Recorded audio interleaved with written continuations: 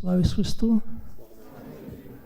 Good afternoon, ladies and gentlemen. I'm supposed to speak English to the best of my abilities. I welcome you to this very important event. Before I forget, this is a very important information is that this particular event has been generously supported by Ministry of Foreign Affairs and Commonwealth of Great Britain, specifically by the program which is Crown Agents, it is in partnership with International Alert and Crown Agents in Ukraine. And this is something which is very important because the thing that nowadays experiencing the war is our victory, all the kind of things would be impossible with this generous support. So in the name of our university, I would like to thank these institutions. And I have to chair discussion. This is the first discussion in the several events we will keep before the opening of the new academic year. And this discussion is focused on the one particular issue, which is very important, and this is resilience of Ukraine. My name is Yaroslav Grizak. I'm teaching history at the Ukrainian Catholic University. As you may know well, the history is very much complicated things, so therefore historians quite often need to have some kind of simple formula or metaphor to explain very complicated things. And if nowadays Ukrainian situation could be reduced to one word only, this word is resilience. This is something which is a surprise, lucky surprise to many of us, and also for our friends. This is shock for many who didn't believe that Ukraine could stand this kind of war, and also it's nightmare for Putin, which he believe he will be punished for this kind of his miscalculation. I believe that Putin decision to attack Ukraine was the biggest mistake that he made in his life, and he will be severely punished, and he deserves this kind of punishment. But back to resilience. I believe the resilience is kind of phenomenon that begs explanation. It's very much complicated phenomenon. So therefore, I would like us to focus on this phenomenon. I have a beautiful participants here that will help us to discuss these issues. And before we proceed, I would like to have a small word about the format. I know it's a very big issue, the resilience. I know that's kind of provokes some kind of feeling of the pride and pathetic words, but I believe that we will avoid this to the best of our abilities. What I'd like that our discussion will have some kind of human face. In our university, from the very first days of the war, we have initiated a project, the Little Stories of Big War. In this project, we've been interviewing circa 200 volunteers, refugees, victims, civic leaders, everyone who is one way or another has affected by the war. But the main idea, we don't want to have a big history of the big war. We have the history with a human face, to read them from below up, not from the bottom up, not from the top down. So what I'm trying to say, I would like to the discussion have a kind of based on your personal experience. So before I proceed, let me just introduce our participants. So to my right is Світлана Хилюк. Світлана is a leader of our law program at the university. Dmitro Шеренговський is our vice rector. He's responsible for international affairs and for academic development. Тарас Добко is a new rector of our university. He will have an inauguration lecture today in 2 days. And he's still enjoying his life as not a rector, but he'll be introduced as a rector in 2 days. So welcome our new rector. Yaroslav Pritula, who is or has been, this is kind of secret, has been discussed later, who is still a dean of probably the best department at the Catholic University, is international IT department. And then we have Anastasija Široka. Anastasiya, you're a specialist in psychology, disability, one of the most important field that now has to be applied to the circumstances. And last but not least, Тарас Тимо. Тарас Тимо has many talents. He is a very talented translator, as far as I know, but also he's are really specialists in the theology, and I really believe the theology is something that has to be very badly needed in a situation like that. So my first question is, this is a kind of personal question.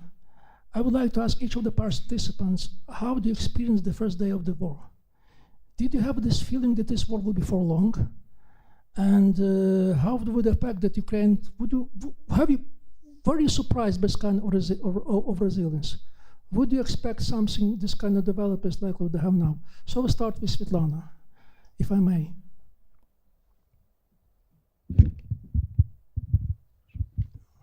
Thank you. Thank you for giving me opportunity to speak first. And I'm really grateful to be here today. And thank you, all of you, for coming. It's the best way to spend nice August evening talking about Ukraine and resilience. I bet. So speaking about the experience of the first day of the war, it took me some time to understand what was happening. And for a few hours, the feeling was like I was frozen. It was difficult to anticipate that something so stupid and unreasonable could happen. But there were no doubts, there were no fear, but clear understanding that I had to do what I had to do. At that moment, I had to take care about two things. First of all, I had to take care of safety of my kids, and then I had to stay with my students and faculty. Therefore, I took to my kids one backpack and crossed the border, gave my kids to my brother, say goodbye, and I promised them to be back. At that moment, I was not sure whether I would be able to keep that promise. It made this moment maybe the hardest moment in my life. But then I crossed the border back to the Ukraine. Polish bodyguard told me something like this: "Чи пані зварювала? Are you crazy? What are you doing? You have to take opposite direction." Till the end of the day, I was on campus, and all things became clear and simple. You had to do what you had to do. That's all. Whether I had any expectations, no rational arguments at all. Just irrational faith that God loves Ukraine. That's it. It's perfect. Thank you. Pane Dmitry, what was your experience? It was very similar, so thank you for this question. And actually, now I'm reflecting like several times about that, and now I'm thinking once more, trying to remember this time, and I would rather say that this was a situation full of ambivalence in thinking. From the one point of view, Svetlana mentioned that it was like very irrational, and indeed. So my background is conflict studies. I know wars, and I can give you like 1,000 of reasons why like do this full-scale invasion was a stupid thing. Nevertheless, it happened. And in conflict theory, when we think about war, we think about some rational applications towards the war, and they're usually calculated. So it was hard, like for political scientists and for conflict theorists to understand how to measure what is happening in the streets that is really irrational, and with a rational, actually, beginning of this war. And what is important in this idea of this ambivalence, that you are trying usually to match the reality with your mind. So, and what is happening in that sense is really the need to have a strategy. So my first days were about strategy. And luckily, it sounds to be funny, but a few weeks before, we started a group in UKU thinking about the possibility of war. And I was actually the big opponent of this conventional domain of war. I was saying that we will have a number of the hybrid effects that we already seen since 2014, that there is a much bigger threat in terms of the financial security. So you didn't expect this kind of war? I was not expecting the conventional part of war. And this is quite important in these days, and actually to have a plan, even if you don't believe it. So this is my first idea about these first days, and I'm keeping it until now. Even if you don't believe in some situation that could happen, have a plan for that. Have a plan, because there is always a possibility of such things to be happening. And actually, the plan that we developed a few weeks before helped a lot, because my first exact hours were just missing calls from Father Rector, Bogdan Prach, missing calls from Miroslav Marinovich, who was trying to give a calls, and I had to shut down my phone during the night, receiving only some messages and calls from my family and friends. So my mom called me and saying that the war started. And then I just started calling my colleagues here in UKU and coming here having a plan.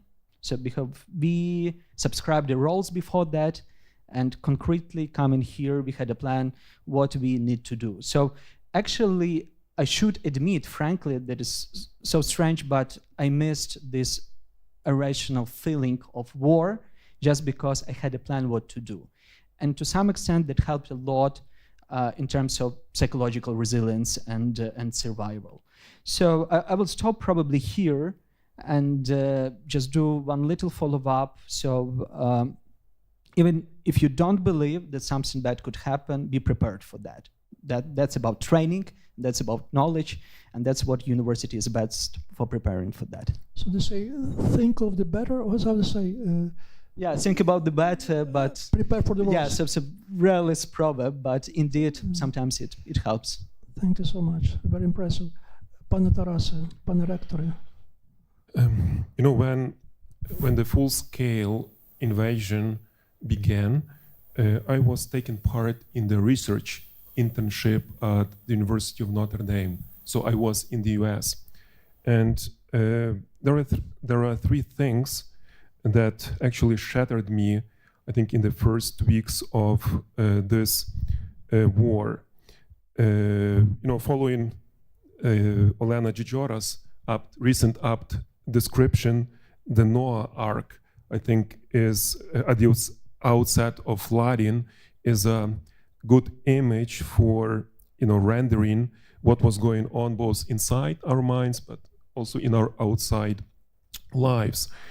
First, that in the first weeks of the war, I was haunted by feeling of the risk of losing home.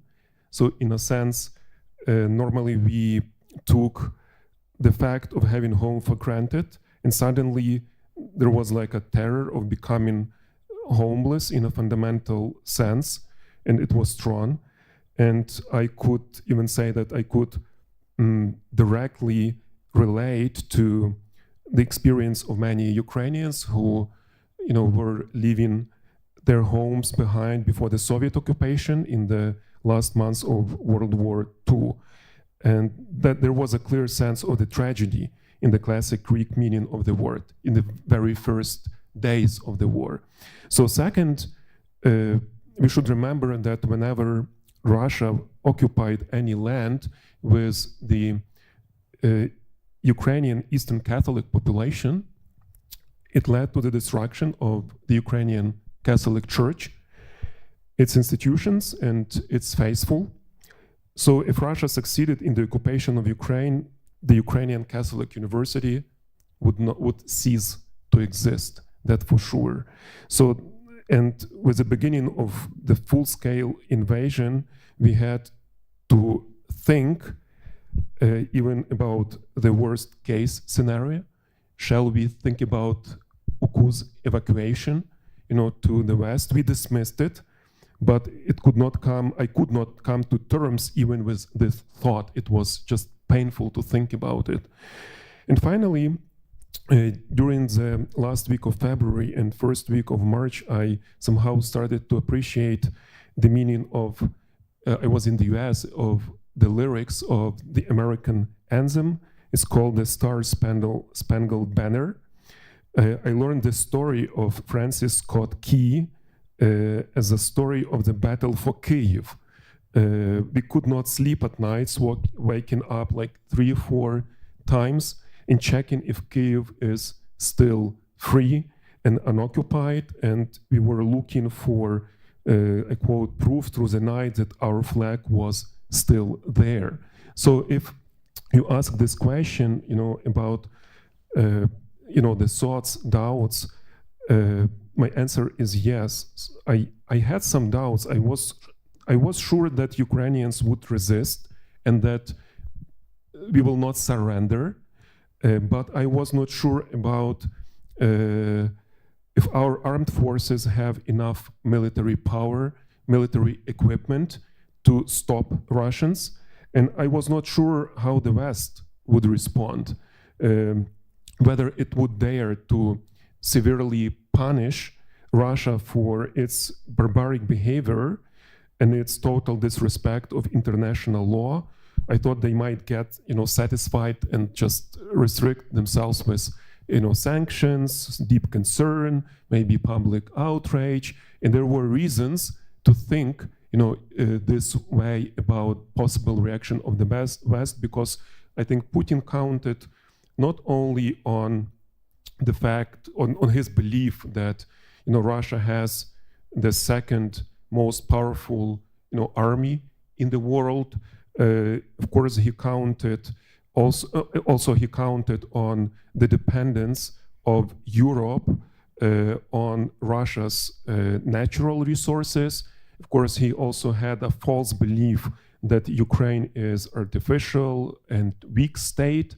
But I think he also counted very much and expected that the West would acquiesce with the blitzkrieg and occupation of Ukraine. Somehow that the West will be enabled to transcend its comfort, its attachment to comfort, and to unite, before the threat from Russia.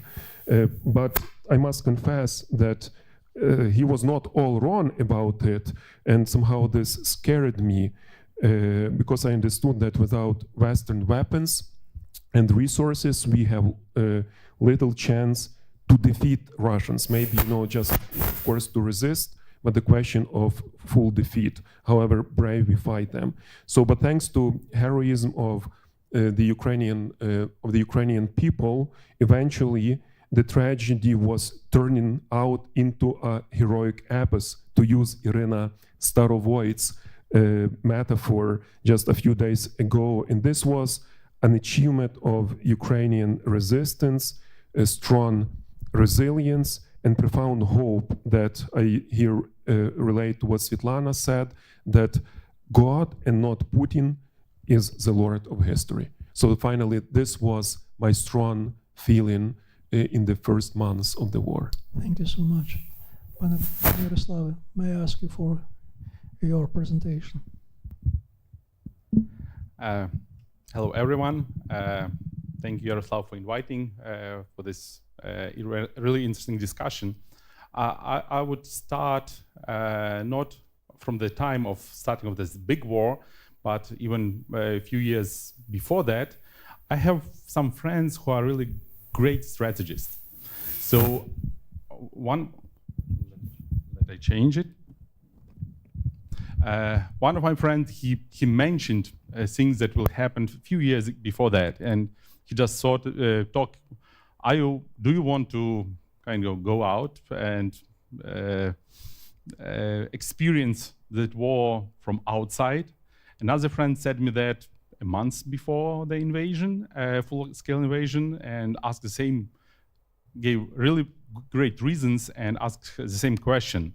And on the family meeting, we decided we stay. So it was not a question that we should ask ourselves whenever this full-scale invasion starts. So we woke up at that early morning. So no question what to do. We stay. And I started my morning with messaging to our students. So first message or war communication started at about 7 a.m. When first explosions we heard few hours before that. I wrote, keep calm. help yourself and wait for the next communication. But what happened next day, we started a new group in our communication channel with our students. This was a group, How to Support Ukraine. And indeed, our feelings, they resulted in doings. And we created a kind of network hub where there were several faculty fellows. We sit from the very morning to the late evening, just gathering information, transferring information to those who might need it, who look for people to do something, who look to who had some ideas and need IT guys to realize that idea. And I think within first few days, we created, I think, about 10 startups. Some of them lasted for a year or more, that were devoted to the issues to help Ukrainians to survive in that war. Either it was a chatbot, how to get from eastern Ukraine to the western Ukraine, because main roads were blocked. There were no fuel in many fuel stations, so you need to figure out how to drive. Whether it was another chatbot for those who escaped Ukraine, and pupils needed to have online lessons in Ukraine, but because there were different time zones, but the schedule was only in Ukrainian zone, so many were confused what is the starting time, for example. So there was a really popular app how that help pupil to find his or her class and start studying earlier than it might happen in different circumstances. There were several projects about fighting fake news, IPSO, as we call it. One of the most famous, I think, UKU project about Stop the War project that was started with an idea that was thrown to our group, and then Alexei Molchanovsky and Maria Titarenko start developing that, and they made a project with news that were translated in tens of languages for local populations and countries to consume the truth of the war. So in about a week, we created our cybersecurity group, our 3D printing group, and other groups that we'll talk about after the victory. And it was everything about doing what we can do to make Ukraine defend itself. And if talking about what I felt that time, I think when saw our students that made enormous work, that made 24 hours shifts to make the process of say production or making these IT products workable all day and night, I saw that this is a sign that we'll survive and victory will be on our side. Thank you so much, Pani Anastasiya. Your experience must be particularly interesting because you're a psychologist and you could say this kind of very sound distance. To start, yes, here represent as a psychologist, also as a researcher, and as a mother of 3 kids. So for me, it was quite similar experience as for Svetlana. That since the beginning of war, and for me, it begins from the message from our teacher, one of my child, that it is the war and the school is closed. And you need something to do, but you don't know what. Just something new reality interrupted in your life. And as I remember, I just turned off all my feelings. It just become a calm mind. Because if you take care of children, if you take care of students, you just can't, have a lot of painful feelings and emotion and etc. And I think it's just, for me, it was a turning point where my personal resilience start to grow up. And what I do further for my kids and for students, I was experience how we all stay in one line, you know, and you can't disappear from this line because everyone noticed this disappearing, and for them it will be a very strong message that something goes wrong. You need to stay and you need to translate message that everything okay, we will survive, we will resist. And it's one thing. And another, for me, it was very important that we, since the first days of war, we organized a lot of meetings in our departments with our students, and it was not like an ordinary schedule that we normally have with lectures. It was once a day, a big meeting where everyone participate, when we have some topics to discuss. And the most important thing was to create the safe space where everyone can feel their self, start thinking, start to process their emotions and other painful experience, just to be here and now. And I remember that I was invited to have some speech for the UKU community and was one of my messages that time was that we shouldn't think much about past or about future because it is too painful. And we need to survive now and not to have so much pain in our life, just to be here and now and to do what we can do on our places. And I think that it was the most reasonable thing that we can do that time. And the more atrocities actually we faced, because they start to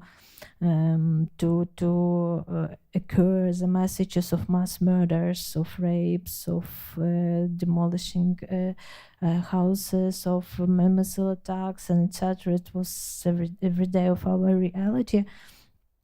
And the stronger I become in my belief that we need to resist, and we do even more than we do now. And I think we create this space, and then amazing things start happen. That people start to organize themselves and to do the best what they can do.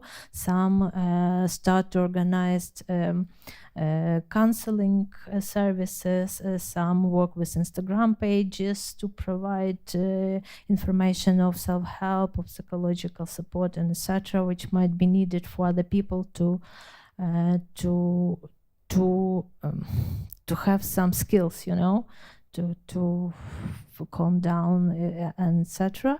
And some were involved in helping around Lviv shelters, because it was a time when a lot of refugee communities start to come to Lviv, and they mainly was in different shelters, and one of the shelters actually was in UKU also.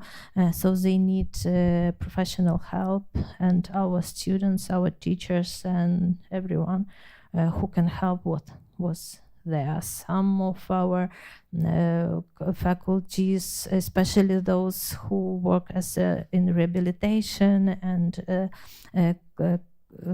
clinical services, they start to help around the hospitals as a teams with injured people and etc. So everyone start to feel what they can do best and just provide the services. And I think that is very important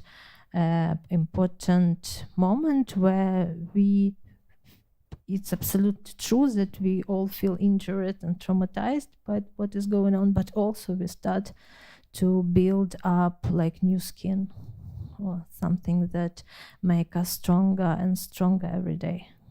Thank you so much. Pane Tarase, could you share your experience, please? Thank you. Well, as everyone else, I think my prevalent emotion in the first days of the war was obviously stress, but I would say also balanced stress, because we have a large family. I have 5 children, and also my mother, who is handicapped, she lives with us. So we thought the logistic effort of leaving the country is much bigger than the chance that Russians will get very quickly to Lviv. So we decided once they they cross Zbruch River, we will probably go to Poland, but not before that. And luckily they haven't so far, so we stayed. We filled our time mostly with intensive help with whatever we could. I started to record the videos for my friends from the English-speaking world, informing from at the grassroots level what's happening in Lviv, because people were emailing, texting, asking questions, how we are, and generally what is the situation. So that was something I found like a channeling of my anxiety into things to do. My older children started to help as a part of UKU student organization and part of the PLAST scouting organization, helping their friends in the army. And I think part of the resilience was maybe not part of it, but really the heart of the resilience of Ukrainian people lays at the grassroots level, where ordinary people started donating money, started organizing little volunteer projects and organizations, going to the army. I had a number of friends who enlisted in the first day of the war immediately, and so on. And Taras has already mentioned this battle for Kyiv, and there was this wonderful article, very detailed article, I think in the Washington Post, about the whole defense of Kyiv. And one episode which was the most striking for me was this young recruit in the Hostomel airport, who was really not prepared for anything like that. He was just a soldier of Strokovые службы, just young soldier of 20 years of age, and he has never handled this complex anti-aircraft systems. So when the helicopters were landing, he made one shot, it didn't reach the target, and then he was almost killed by the fire from the helicopter, but he managed to fire a second shot, and he actually brought down the helicopter that was reputedly like unreachable target for anything, because this is like super sophisticated helicopter with all the anti-rocket systems on it. And then, so due to the fact that he brought down this first helicopter, other soldiers started shooting and bringing down other helicopters, and that's what actually saved the airport and probably saved the city. So the power of person in history, this particular young recruit, I think he is maybe unintentionally, but like a superhero of the defense of Kyiv. But that also shows you the price of human faith and effort. So once you do something like that, it can really change history. And I think there were many more people like this in Ukraine in the first days of the war. Not all of them so prominent, obviously, as this fighter, but many. Second thing, as a theologian, I was really struck with, we prayed. So of course, as just natural response of people who believe in God was to pray. And people who know me know I'm a big fan of biblical Psalms.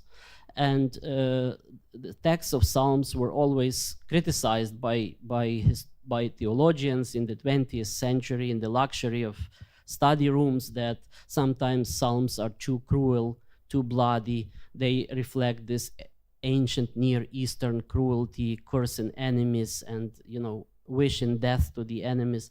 But in the first days of the war, until today, I think it's when you read Psalms, you really start to understand why it was like this, and why these texts are not just like cruel, immoral cruelty of ancient people, but they are something that is appropriate for the situation, because history is not linear. Maybe it depends on the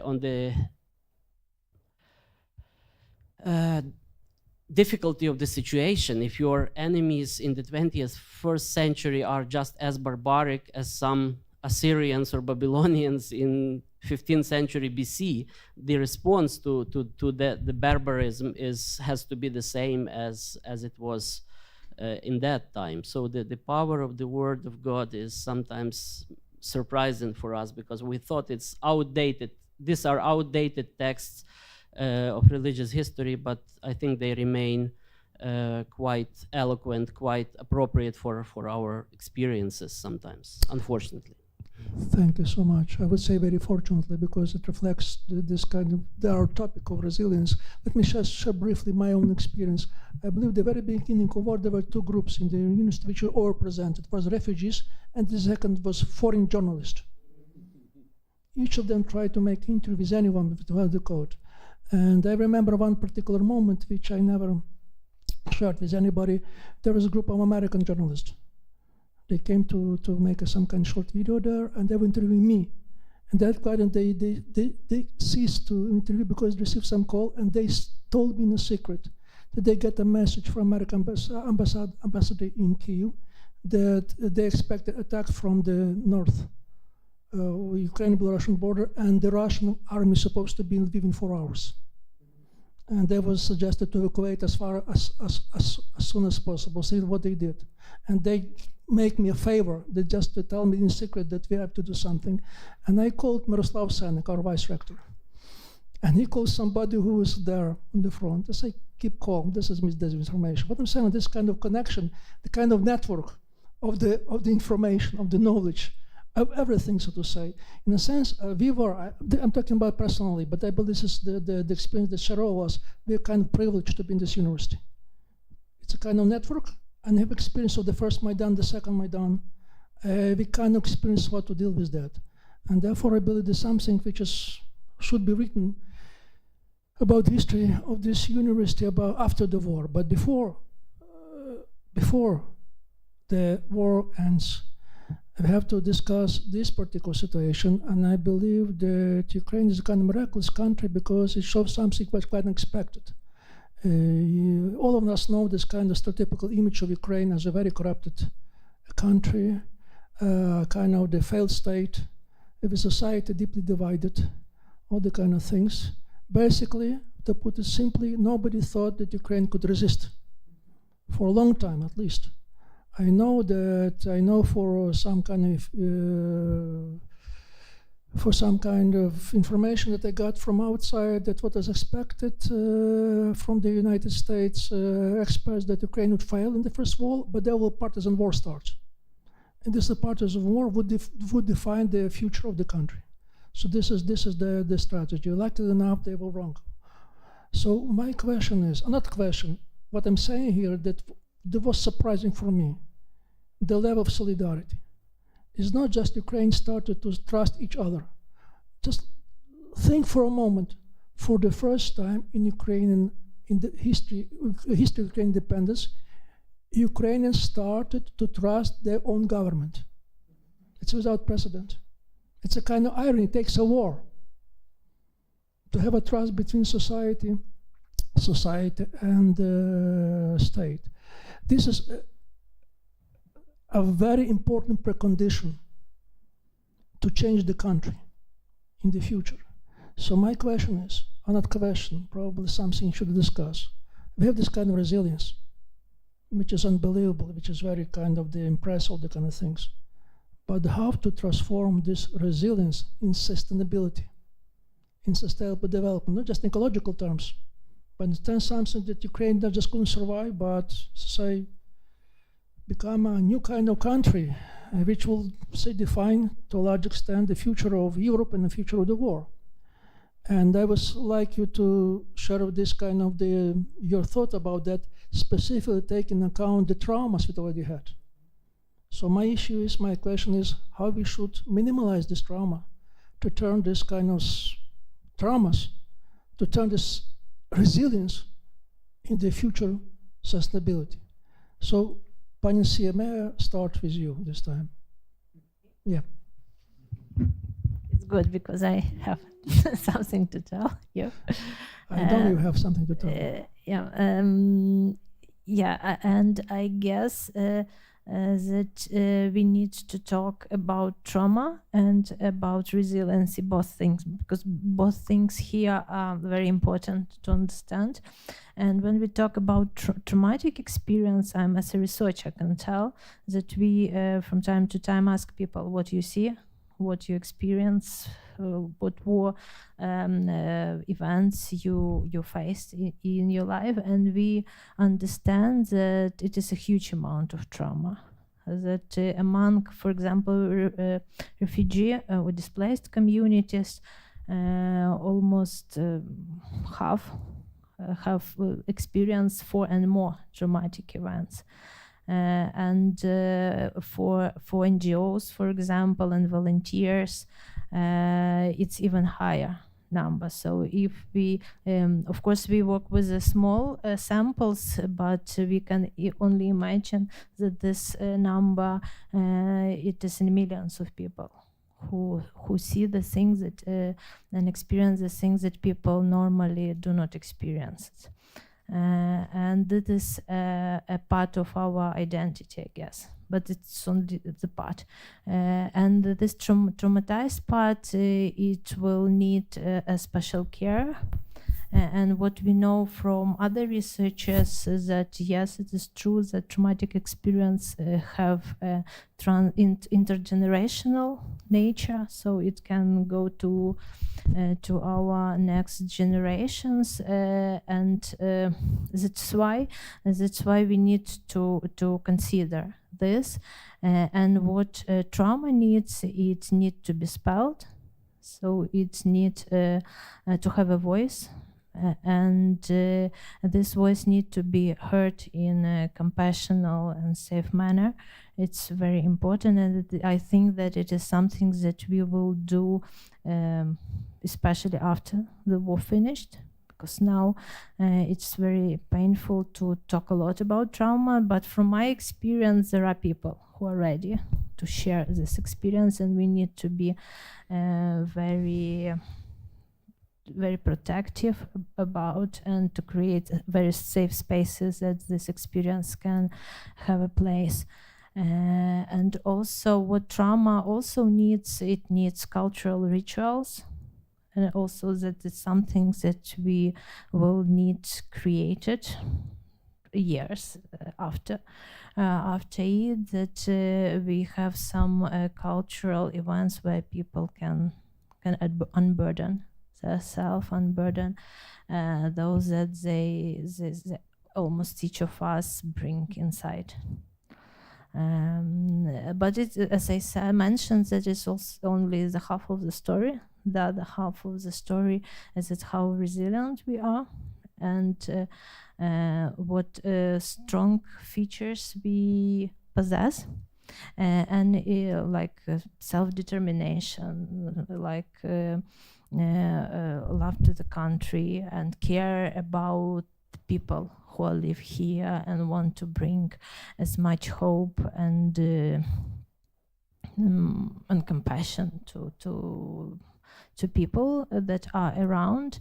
And this experience, as a researcher, I can't tell much, because there are not many studies that can tell us about how this part of experience will translate into generation. What we exactly know is that, of course, the more our children will know about our resistance, or about what we do and how we experience the time, and what brave we were, and what sense of what values was important for us, the more than they can take from us and do something in their life. And it is very important that our children understand that there are a lot of things that depends on them, that they need to stay active, proactive, socially, politically active. That's everything possible, even in the situation that no one believes that it is possible. And it's one of the features that we can bring as to other children and to the world as a whole. Thank you. Talking about the studies, I have a friend who is an American psychologist. He stays in the Eastern Europe for 30 years. He's not young anymore. He started with the support for the Soviet dissidents in psychiatry. So he shared with me a recent study on the British veterans from Afghanistan and Iraq. And what he says is basically there are the study that some 14-15% of them right after the war landed in the prison for right of the crimes they committed as a result of the trauma of the war. It says basically it's psychological trauma which you could hardly avoid. You should be prepared for that. So this is again my question is we're talking about persistence, we're talking about resilience, but there's a trauma. It's a personal trauma, it's also social trauma, so to say. So how we should deal with that, and probably Pan Dmytro would be the next one as a strategist. You know the strategy, you probably know the... And maybe I will add a little. Please do. I think that I'm strongly passionate about. I think that we need to provide as much as possible trauma-informed care and trauma-informed approach in every possible social trauma-informed care in hospitals, in schools, in police offices, and etc. Because as much people know about trauma and how she's in people proceed, the more they can create environment for more people to stay in the safe environment and to heal their traumas. And to understand that it's nothing but something bad about themselves. Because many people after traumatic experience suppose that they're insane and that there's something wrong with them. And it's very important that they and people around understand that it is their prehistory. It's something that they go through. And they're not obliged to stay with this experience for the rest of their life. I see. Thank you so much. Pan Dmytro, may I? Okay, got it. So it's quite a difficult question from the viewpoint of social sciences. But when we're talking with my colleagues, so usually we are coming to the idea that in social perspective, if you're talking about resilience is the matter of having extra resources. So when you have something hidden in your pocket, extra, that is not oblige you to have with you at the some period of time, but also a matter of behavior. That you have its culture, in your culture of practicing, of getting your hand into the pocket and bringing something extra. So these two features usually are playing a great role. And when we are talking, for example, I'm just trying to simplify these things, definitely. But in general, so psychologists can talk a lot about the ability, personal ability, to calm your amygdala, because usually this is that kind of things when you're trying to calm your amygdala and put your critical mind to actually to act, to plan. So it's so difficult when you're traumatized. So it's just coming down your emotions. But in social way, it's having something extra.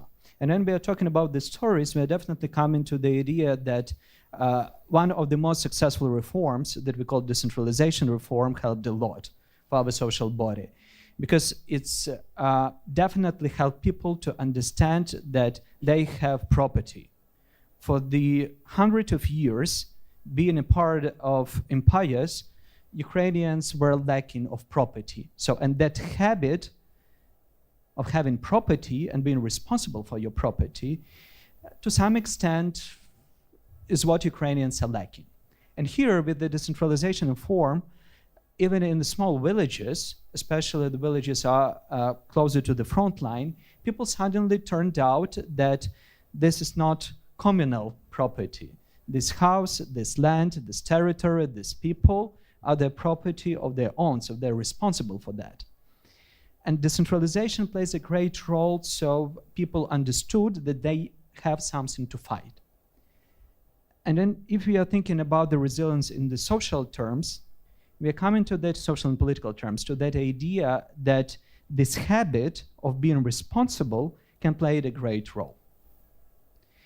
And if we're thinking about the future, there is two conditions that should be kept in as Ukrainian habit. Like having these extra resources And by having these extra resources, in any case, have this strategic planning, simply means that we should rely on good governance, that we should rely on the strong institutional building, and we should rely on ourselves as the active civil players or active political players. Because by good governance, we create extra resources. With bad governance, we are simply doing what economists call misallocated capital. We are losing the possibility to invest money properly in the cases where they are needed. We are wasting them. So this is about these extra resources. But also having that in a habit. Having resilience as a habit. So we are talking about the personal experience in the UKU, and I told you at answering the first question why I had ambivalent situation and ambivalent thinking, because we had a plan, because we were prepared.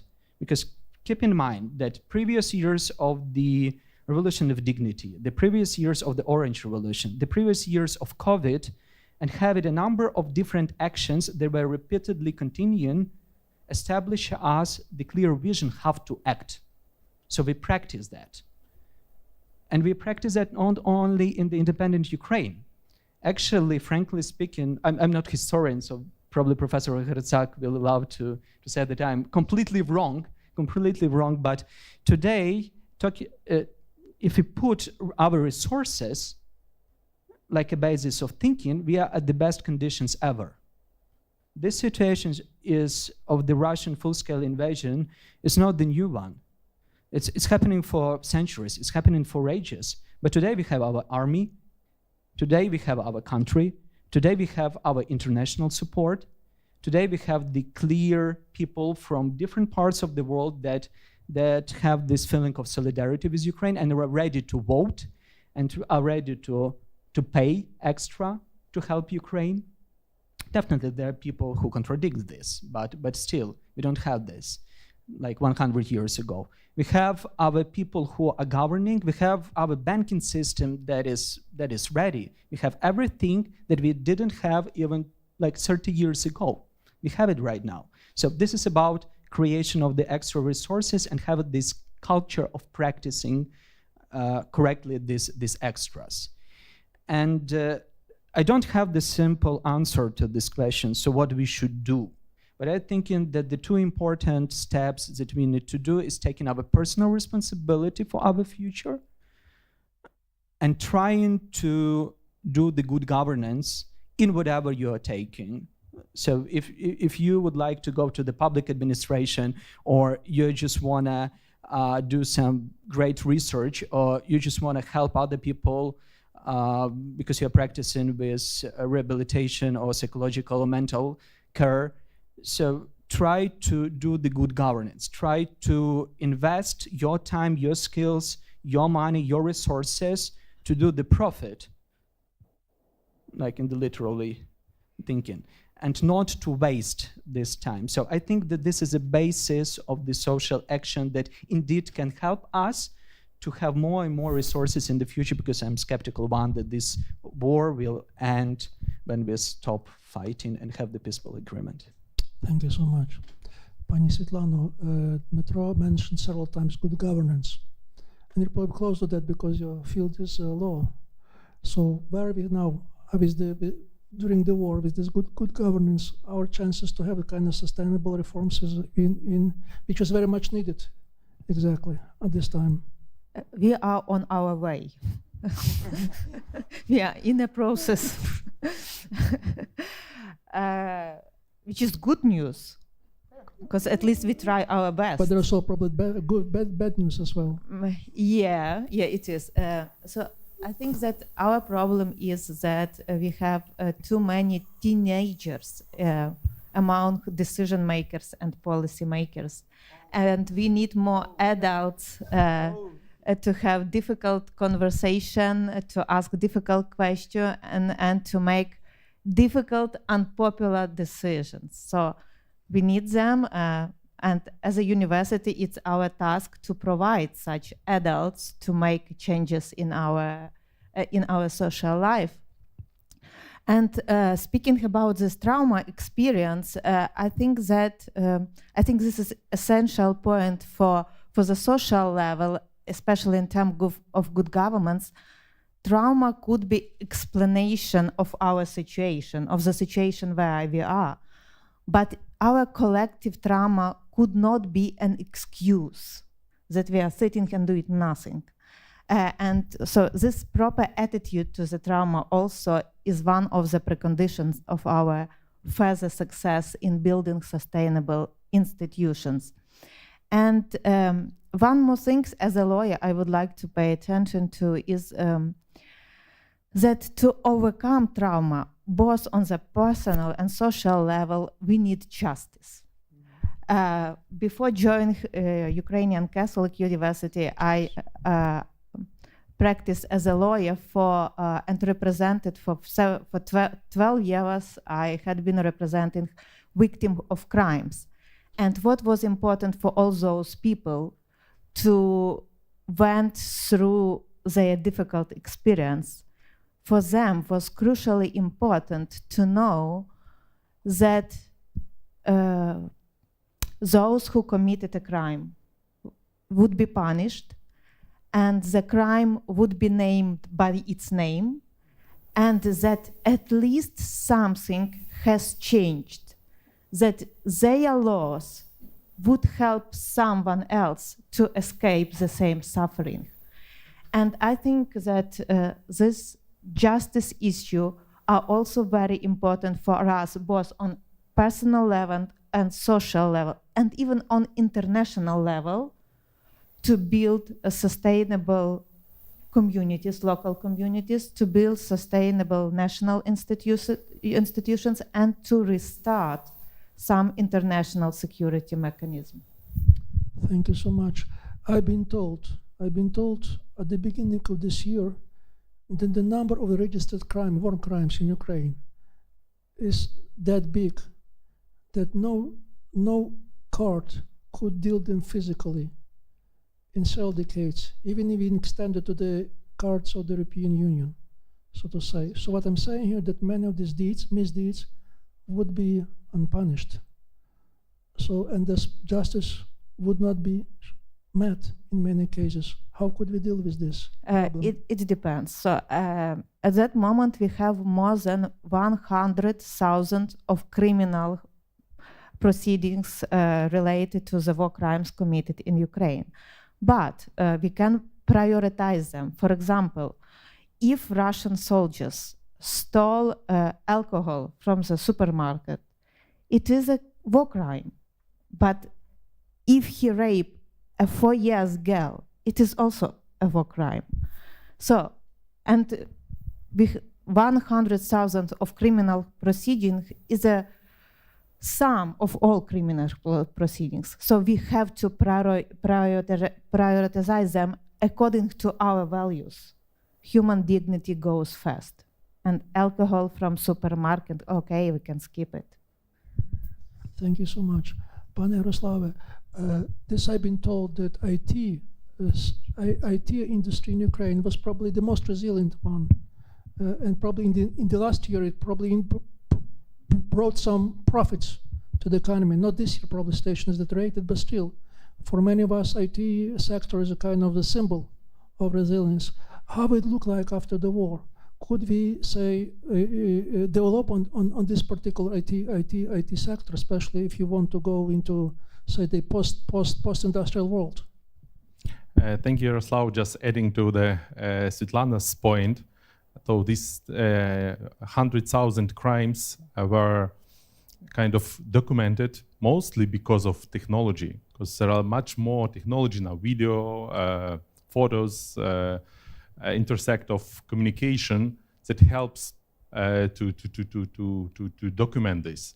So I don't know if there are any chance if IT can help to make this process of court decisions easier for prosecuting those, at least to find them. Let's keep our fingers crossed. Yeah. If talking about IT, of course, even if talk about this support of our government, so in a great extent, it is because of the services our government provided through this DIA smartphone application. Because first of all, the number of users of that application increased a lot during this full-scale invasion. That means they were able to find some services, like to receive some money, some social transfers through that app, to find their documents, because sometimes people lost their paper documents, but they were able to recover them through this digital mean. Some services about damaged property. So now you can make photos of your damaged property and report it for future repayment or even some current repayment as well. So, and all these services, you can even play a game as a Bayraktar pilot, say, or operator to throw the bomb to some Russian tank. So unfortunately, offline. Yes, yeah. But anyway, so that means that government was very close to every person who uses application, and it indeed helped to make the bridge between Ukrainians who never believe in their government and the government. And I believe that this service, this kind of unique service for the world, will be widely used in other countries. I was on a conference about DIA, and to my best knowledge, many countries, for example, Estonia already adopted. Many African countries are in the line to be able to adopt this application. So you're talking about DIA? Yes, yeah. So that means that we are on a right stage with GovTech technologies. So how we can use technology how can government use technology to help citizens, and how citizens can communicate with government through those means. Of course, this war is the most technological war of the history, and we see how technology adapts almost every day. And in Ukraine, Ukrainians have this unique situation when they can kind of test these iterations of some technologies in the real time. So you don't need to wait, you need to go somewhere to test, so you can test it immediately. And it brings attention to a lot of producers of military equipment, and they see Ukraine as a future militech industry leader. There are a lot of information wars happening in social media, not only in social media, also cybersecurity. And here, as one of my friends said, the quote of Mike Tyson is very good, because you have the plan until you had a fast punch in your mouth. Yeah, and this is about many cybersecurity specialists and the best. Yeah, so they can recommend a lot, but they never faced such aggression, such intensive cybersecurity threats. So that makes our specialists as the superheroes. And here again, we can think about leading in cyber world in the future, and also about this fake news and how to slow down them, how to detect them. It's not only news, it's not about information, but it's about audio, video. So there are a lot of advances in what's called deepfakes now. And again, Ukraine are leaders in creating such technologies, I should say. Reface is one of the leading companies. Ukrainian startup is one of the leading startups in face modification, say, business speaker, they can modify your voice. For example, you can talk as President of the United States. I don't have intention to do that. So there are a lot of developments. That means that the IT business will change, because currently, for the last 10, 15, 20 years, it was mostly outsourcing business. When we take some orders from the West and do services for them. So much less product development.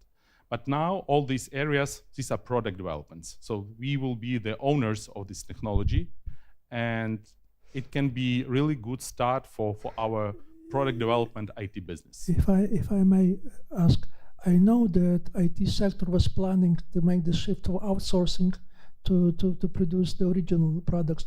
It was planned before the war. So what you're saying that war has changed that, or this is like a new phase? Yeah. Intensity. Yeah, so we can't just say that this is bad and this is good. So outsourced business is also a good business model. And we are champions here, jointly with India. Yeah. But what we are able to do with our talents, we are able to do much more. So before this full-scale invasion, so many thought about two competing IT sectors. Outsourcing sectors will remain, but it requires a lot of resources, people resources. In product development, you require less people, but more talent. So it should be extra superheroes that can do something in a small team, but that can be sold everywhere in the world. Yeah. So and this winner takes all philosophy is about product development. So this is really the issue of the breakthrough of Ukraine, and say one of the main breakthrough. Yeah, yeah. In our Dean's Office of Applied Sciences, there is a portrait of Adrian Slivotsky and his phrase that when we will have 3 to 5 IT guys that will make a really worldwide IT product, then the world will hear about Ukraine. Unfortunately, world heard about Ukraine because of the war, but I hope that they will hear about us also as great IT producers. Thank you, Pane Ярославе, you made my day. Thank you. Pane Tarase, I mean, one of the main resources of Ukraine is spirituality. And this is not just pathetic words, it's true. We envisage on everyday level. And I also believe that, I mean, it's not a belief, it's a kind of common knowledge that throughout the war, Ukraine has went through the large transformation. First of all, we shifted to a new calendar, which is really kind of one for 100 years change. Then we have one church, which Moscow Patriarchate, which dominance has been, so to say, undermined. And this provides a new model, because basically in Orthodox world, because for the first time, not for the first time, but one of the first time, we have the really kind of the church which is not related to the state directly, so to say.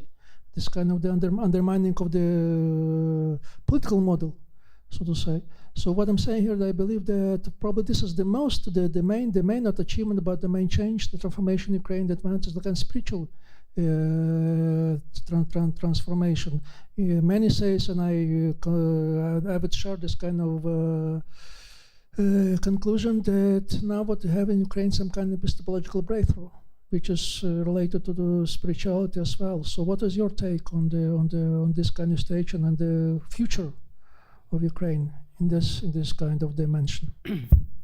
Yeah, I think what you describe as a spiritual resurgence is really more an open-end story. Nobody knows what to do with that. There is much more on the demand side of it than on the offer proposition side. And I don't think any established church organization knows how to respond to the crisis, which is already here and which is ensuing with the psychological trauma and broken families, broken ties, displaced people, and so on. So and also we don't know how to deal with the increasing demand for answers. What people who went through very deep existential situation of death and loss of very close friends, risk of their own death and so on, they will come, I think, from the war, and we all as a society will emerge out of this war with much more demand in religion than any church will be prepared to satisfy. And that's a huge question. I already heard some people speculating about it and searching for answers, like what to do with, for example, with the neo-paganism, which is extremely popular and extremely lively, prolific, energetic, especially among very passionate people who are like fighters and many soldiers. My son visited several weeks ago. He went with his friends to the front lines as bringing goods to the soldiers, and he visited a battalion of Sheikh Mansour, which is a Chechen Muslim battalion. Sorry. And he said that, well, there is a kernel of Chechen fighters, of course, there, but there are many young Ukrainians who converted to Islam. Why? Because they perceived Christianity as kind of meshy, pacifistic thing. Secondly, they saw in those this huge, very strong combination of passionate religion with passionate warrior spirit, especially among the Chechens, who went already through several wars with Russians.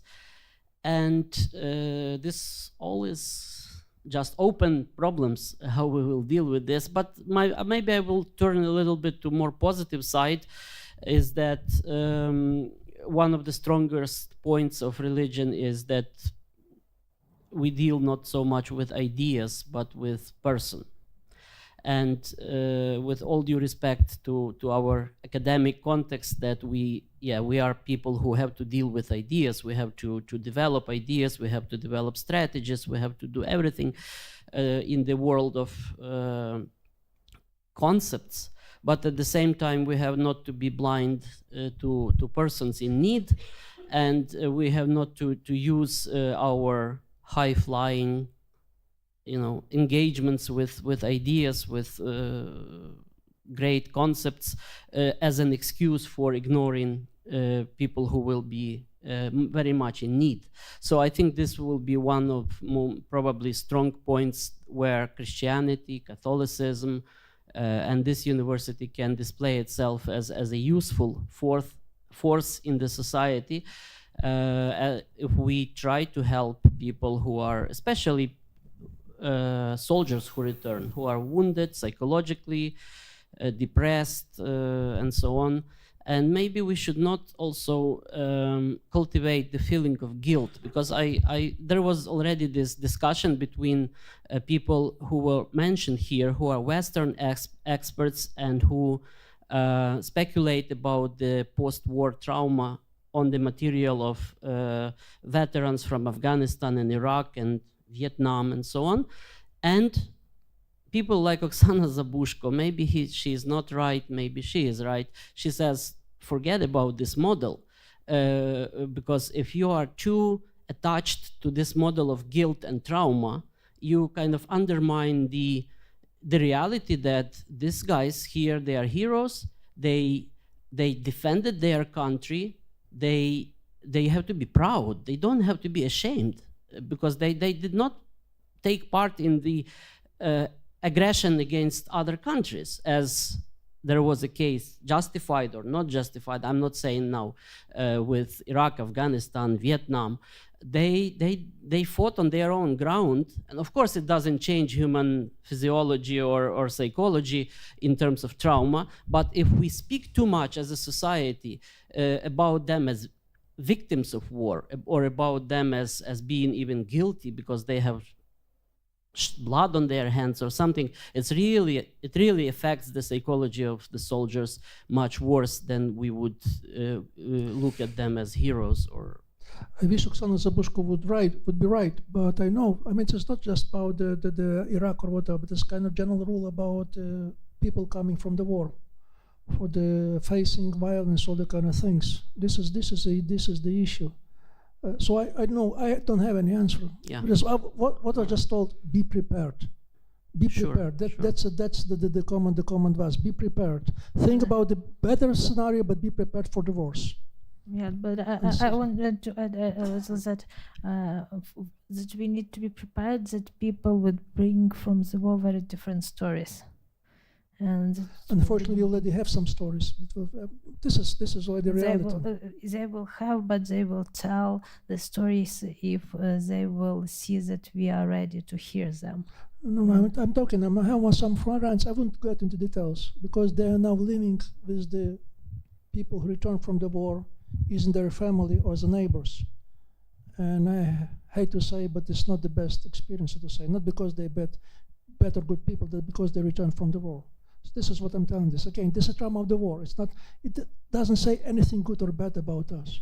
It says that this is war, and the war is very bad things. It's traumatized everyone. So, if I may return to our main topic, Pana Tarasa, Ukrainian was or is one of the best educated nations in the world, judging by many criteria. I mean, this is a study by Pew, the international group, and they say basically that Ukrainians and Moldavians nowadays in Europe is one of has the highest rate of the students or the people among the young age with the university diploma. I'm not talking about the quality, I'm talking about the numbers. But in any case, I believe education is very important asset for Ukraine. So my question is exactly to your field as a rector of this university, so to say, what kind of changes do we see in this field during the war? Are there positive changes, and what we could do to make them sustainable? Thank you for your question. Maybe before I move to answer it directly, so I would like to mention one important thing. For me, it's my conviction that the main source of Ukraine's resilience is the Ukrainian people. So Taras was saying about this grassroots solidarity and initiative. And I think that all of us feel that somehow our hope is in the fact that Ukrainians made existential choice to exist as a nation, to exist as an independent state. And everything else comes, I think, from this really fundamental decision, which we feel not only in, the resistance of our armed forces and our people, ordinary people as well, but we also feel it in the fact that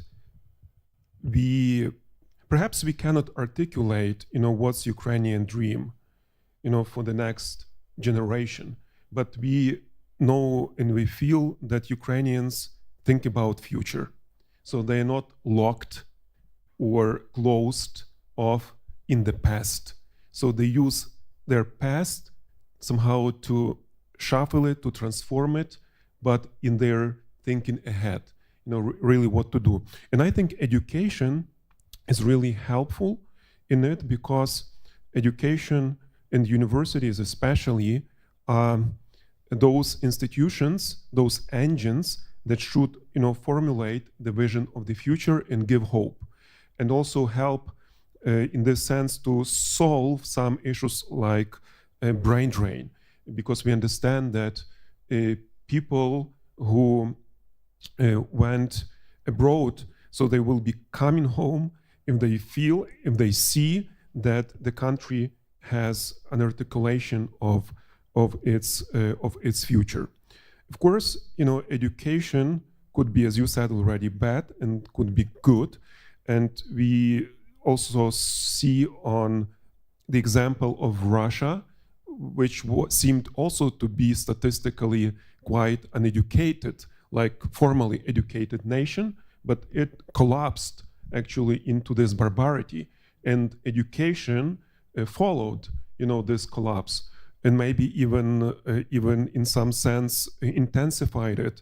I was just struck by the fact that I don't remember 700 or 800 rectors in March 2022 of Russian universities, they signed in support of the war. It was a scandal. So, and Academy of Science too. So it was a scandal because where is critical thinking, where is a commitment to freedom, academic freedom, to democratic values, and just civility, just normal, just basic, civility. So, but I think that in Ukraine, education should play, and by education I mean also research, and Yaroslav was saying about research, should play a prominent role in Ukraine's future. So the problems will be immense that we will come across, we will face after the war, and it's no wonder that so many people keep talking, how to ensure victory after the victory, because we will have problem of people from the occupied territories, and the big question, how to establish trusted institutions there, and really to distinguish between those who are kind of voluntary collaborators or involuntary collaborators and other issues. So we will have a really demographic crisis, and we should be 3 times more productive. And how it could come true, I think education should change and somehow to contribute to it in different ways, even by changing, its pedagogical means. I mean, introducing more project-based learning or service learning as part of the educational experience, and actually as part of acquiring knowledge and skills and attitudes. So we will face, big issue of the mental gap between, it was also mentioned already, between those who were living and staying close to the front line, those who became IDPs, those who are in the back line, and those who left the country and didn't come back. And there will be a kind of a need for finding some kind of unity. And also, when the war will be over, after the victory, the politics will come back normally, because we have to have politics, we have to have a discussion, we have to have conversation, but also controversy, if you want to envisage a better future for the people and for the country. And the question remains, but despite all this controversy and difference, will we be able to maintain this fundamental unity, which is important for the flourishing of the country? And I think universities could be helpful in contributing, because universities, by definition, they are a platform of meeting between different, let's say, parties, not only in political sense, but different social actors, and for discussion and for argument and for good argument, Very good point. So this is our role, and I think that also what's important is we didn't talk much about it, but Ukraine's flourishing and sustainable development will depend a lot on the basic security. So we have to achieve it, and whether we want it or not, it will depend, this basic security, not only on us and our effort. It should be international, effort. And I think it's important to keep fighting the battle of wills. I mean, fighting for public opinion in the West to remain beneficial for Ukrainians, to explain what's going on, and to fight different Russian Russian propaganda, which, among other things, would like to convince us that kind of Russia is invincible, and Russia in the war of attrition will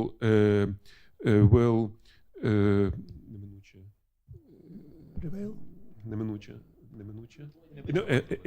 Unavoidably win, and somehow that Russia, as if Russia will be able to endure more pain, than all other countries together, and will be more resilient than anybody else.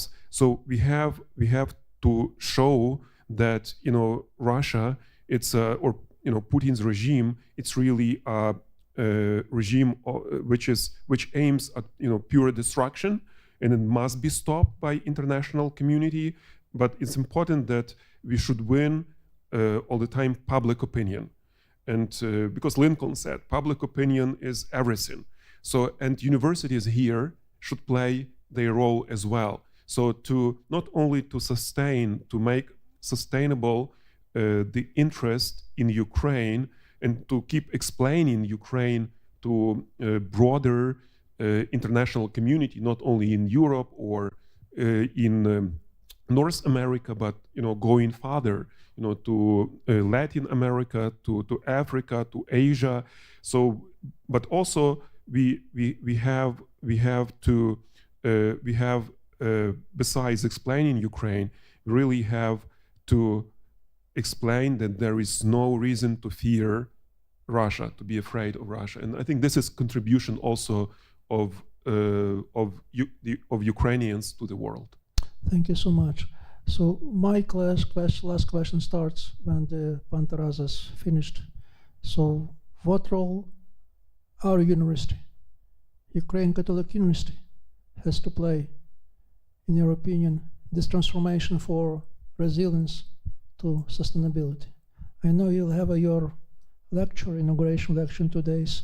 So you could give us a very short version of it right now. I know this will be a main topic of the addressing to. First of all, we should remain, we are, and we should remain part of the Ukrainian people, and to feel, kind of the wave, to feel it, from within, to respond to the needs and to the challenges that are in the present situation. In this sense, we talk here at our university about the mission to heal the wounds, the trauma of the war, and in different ways, through improving our programs in rehabilitation, through opening new programs for veterans, for their reintegration into life and for their flourishing, and many other things. We should make our generous contribution to the recovery of the country, to the modernization and development, sustainable development of the country, and this should be done. Already Dmytro mentioned how important the decentralization reform is, and how important it is to strengthen and to build capacity of our local communities.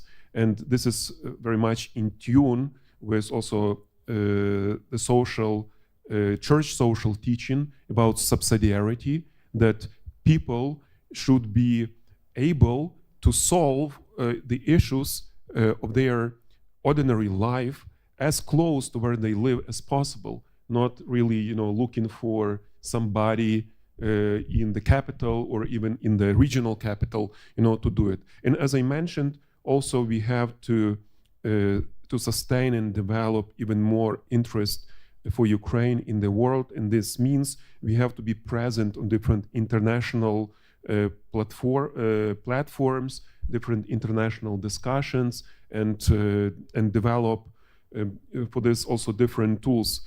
We are a small university, but our strength is in collaboration, in strong partnerships with other universities, which could really enhance also our contribution and impact. Thank you so much. I would address the same question to each of our participants, but I would like to focus for a particular field.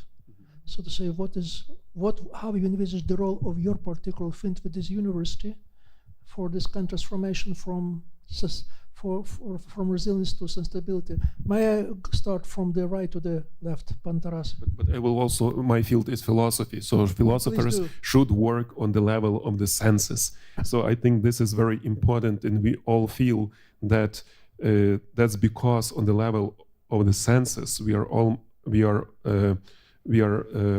more than less, all right. This also contributes to our victory. So I think, humanities in general should be part of each of our program and really help to understand the most fundamental things about God, about human life and human person.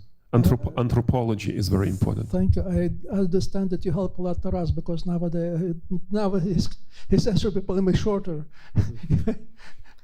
Well, but still. I think I already mentioned some aspects of how theology can be useful. And excuse me, particular theology at Catholic University. At the Catholic University, yes.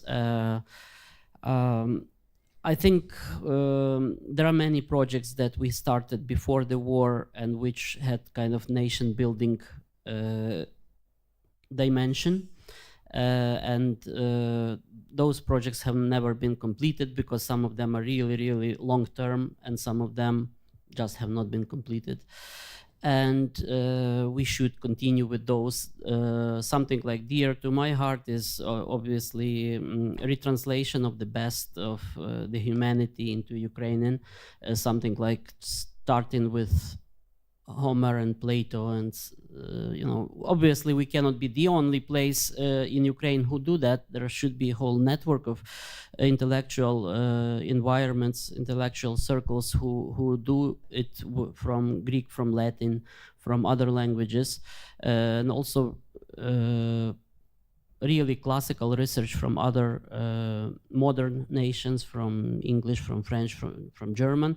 That's one wing of what we should be doing, retranslating, I would say relocating knowledge from one place to the other, because translation is never, sometimes people have this very naive understanding of translation that it is simply like passing something from one language to the other, but it's really not, because once you translate this very fundamental text, you really create intellectual noosphere in the Ukrainian to be, and circles of people able operate those ideas. So this is really growth of the national spirit and national consciousness and intellect.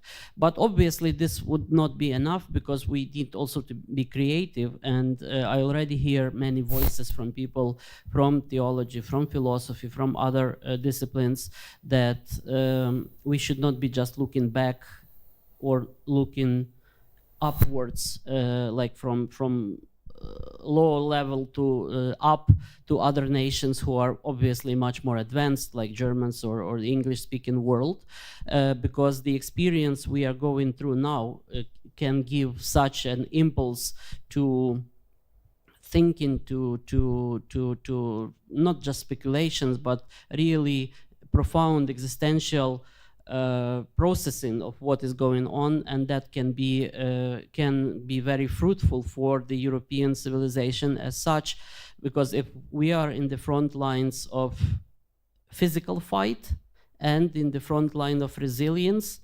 then probably we can also be at least partially in the intellectual front line, in the spiritual front line of the modern world, and that's what we should try to do, aspire to do. Thank you. I strongly support this.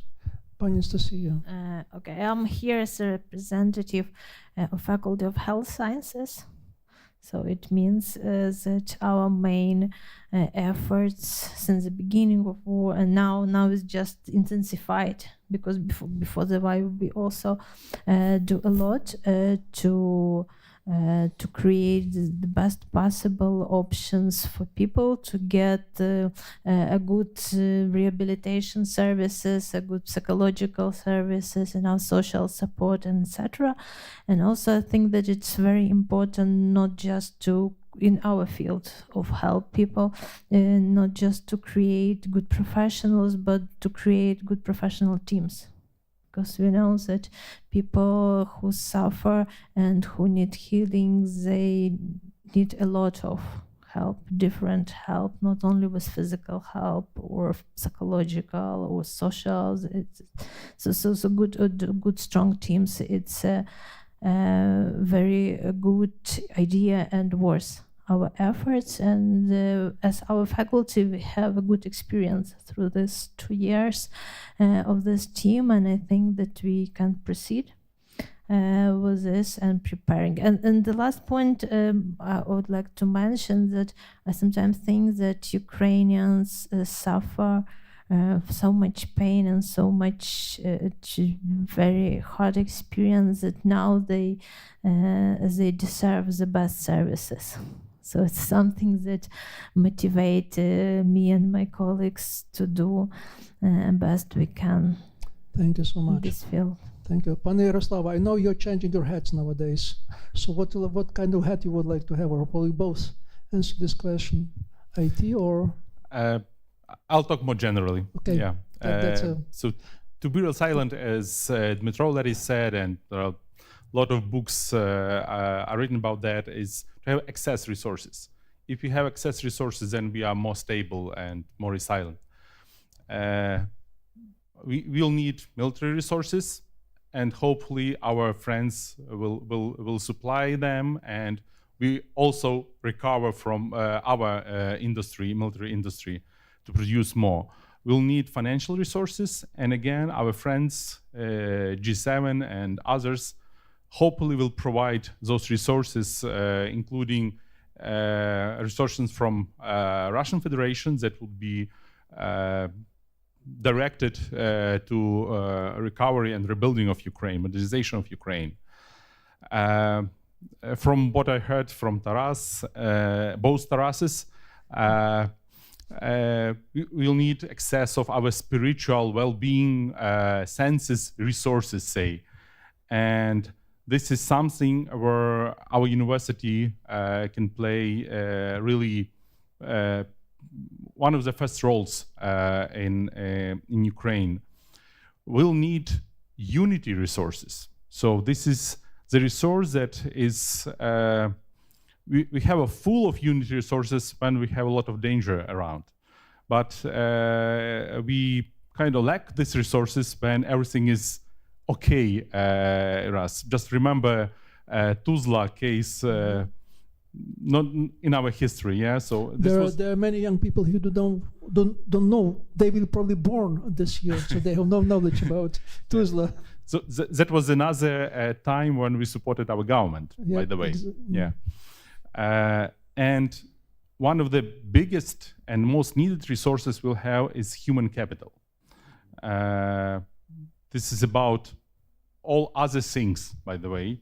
And I think this is probably will be our primary role to maintain, to grow, not our, but all these young ladies and gentlemen here who probably spend their first day at UKU just enrolling to UKU programs. And that means both education, it means research, and that means service. And this is what we UKU is all about. Thank you so much. If I may, just very briefly, I would like to reinforce Taras's point with one interesting story. It was from March 2022. I saw the post of a soldier on Facebook speaking about Natalia Yakovenko. So it was still, the risk of occupation for Kyiv. And she was speaking, Natalia Yakovenko is a famous Ukrainian historian. And she was at that point translating Titus Livius, so his books into Ukrainian. And the soldier said, this is what we are fighting for. So I think this is kind of very important, message. Thank you. Indeed. And so I'll speak from perspective of the outreach and international relations. But actually, I will touch upon a little bit our game here inside of UKU, because let us be frank. So the war is going on. It's not finished. And it will not be finished when we have the ceasefire. And then it practically means that we are sitting here smiling in beautiful like t-shirts or whatever, just because our soldiers are fighting right now and will be fighting in the next week. So our task is to do our homework. I mean, supporting them, supporting whatever we can do as university to actually to win. And after that, to modernize ourselves. So our first prime mission is to help to win. And by helping to win, I not only mean like helping physically, because some of the students and our faculty members in our community are already on the front line doing that job. Some of them have already died. So because they were killed. So they don't die, they were killed. So that's important. So we should keep that in our mind for every day, and we should transform this understanding into some practical deeds. If university can consult, it should consult. If university and somebody needs a help, I mean, local communities, business, civic organizations, NGOs, whatever, we should provide this consultancy and help.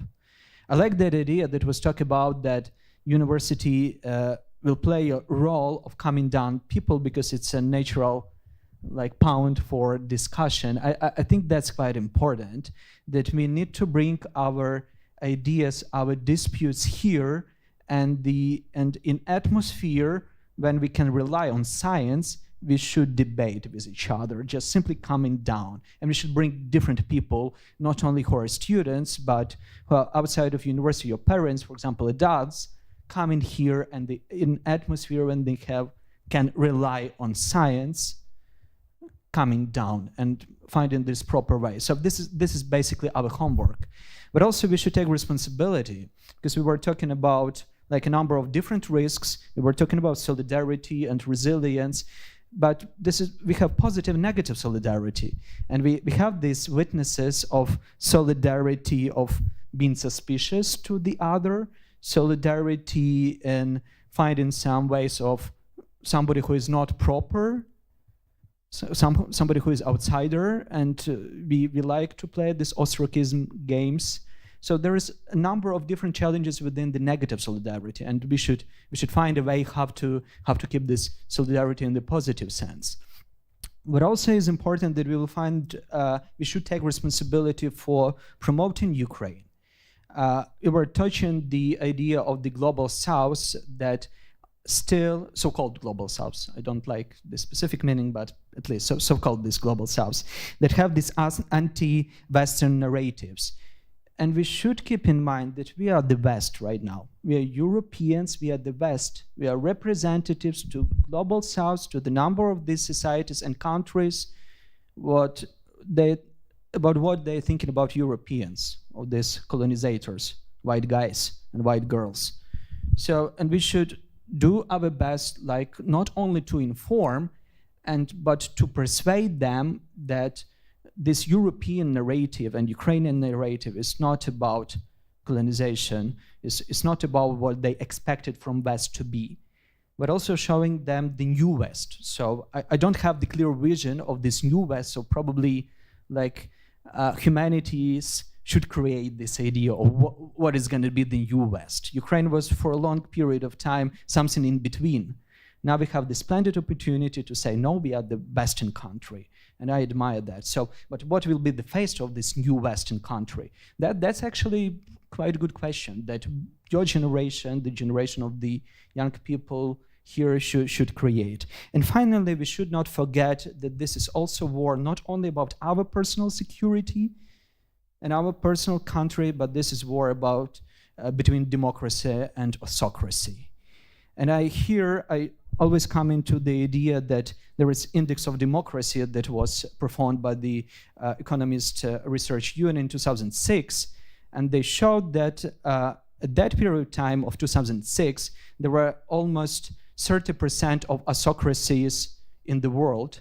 And now this number is growing to 40%, almost 40% of autocracies in the world. So we don't know what will be the future of the world. Probably this could be a world with a number of autocracies that are just now waiting for the results of Ukrainian-Russian war. Exactly. And we have somehow find a way to deal with it, not losing our democracy that we need still to build, but also working or not working with this autocracy. So this is a fundamental question, how we should transform our behavior.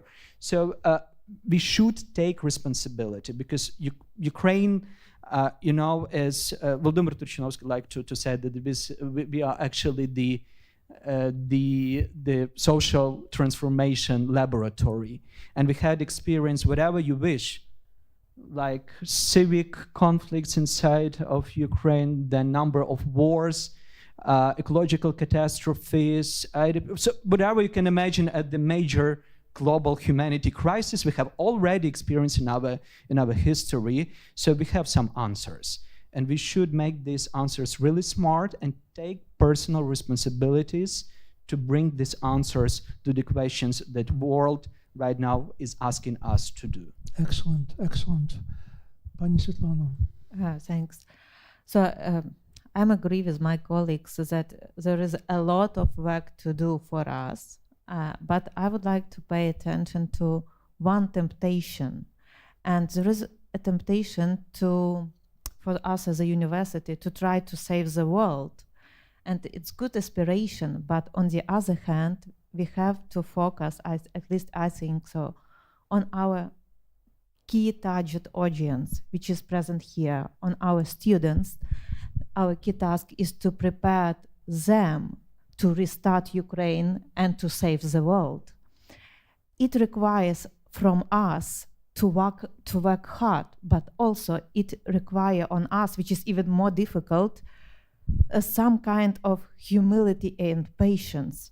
We have to take responsibility for their future mistake, and maybe one day we will be blessed to witness their success and to share with them their success. And this is, I think it's very important for us as a university. And speaking about law school, we can contribute at least three things. First of all, we have to rethink legal profession in Ukraine, because as law school graduates have to be intellectually independent. They have to be aware of their impact on society and be able to manage this impact and to bear responsibility. Second thing, we have to shift from teaching how to apply the law to building their capacity to design a legal solution for difficult problems. And this requires a completely different mindset. And it brings me to my final point, that we have to teach values not in a sophisticated way, but as a practical means, because in a situation of complete uncertainty, values become the only reliable things to find a solution for difficult, unknown problems. And that's why values should be the essence of our studies. And speaking about legal values, we have to keep in mind that all of them are embedded in Christian ethics, and we have to remember this. And my final remarks is, as Ukrainians, we give a good example to the West and the rest of the world, what is worth to live for, what is worth to fight for, and what is worth even to die for. Thank you so much. I believe it's a very good conclusion. Values matter. And since Ukrainian Catholic University is the university that provides education with the values, Ukrainian Catholic University matters. So on this note, I would like to thank you, to thank all our presenters here, the members of our discussion, for the thoughts. I believe we have something food to think about. So let us give us our sincere applause.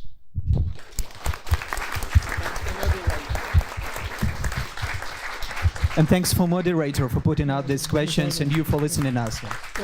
And thanks for all the people who make the things happen. I don't know the list. The list is very long. But again, let me again thanks for the generous support of these events, a series of events, the British Ministry of Foreign Affairs and Commonwealth. Thank you.